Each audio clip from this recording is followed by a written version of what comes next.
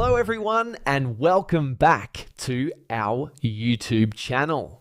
In this video, I'm going to show you how to fix Zoom Workplace app not working. First, to resolve this issue, we will first head over to our device settings. From here, scroll down and tap on General. Once you're in the General Settings tab, look for iPhone Storage option and tap on it. Over here, you can either search for the app or you can scroll down and look for it. Then tap on the app. On the next screen, you need to tap on the Offload app option. A confirmation pop-up will come up. Now tap on the Offload app option here. It'll take a bit for processing, and then a reinstall button will show up.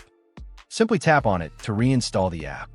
This should resolve the issue, but if it doesn't, then you need to check if the app is running an older version. Head over to App Store. From here, double tap on this search icon in the bottom right corner, and then search for the app. Once the app comes up in the search result, and if you see this update button right next to the app, simply tap on it to make sure you're running the latest version of the app. However, if you continue to encounter this issue, then you will need to completely reinstall the app, which usually resolves the problem.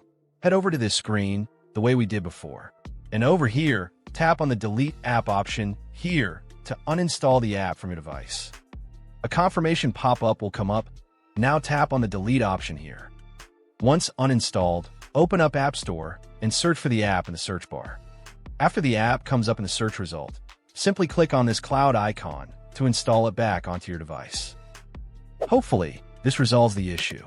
If it does, consider sending a super thanks to support our channel.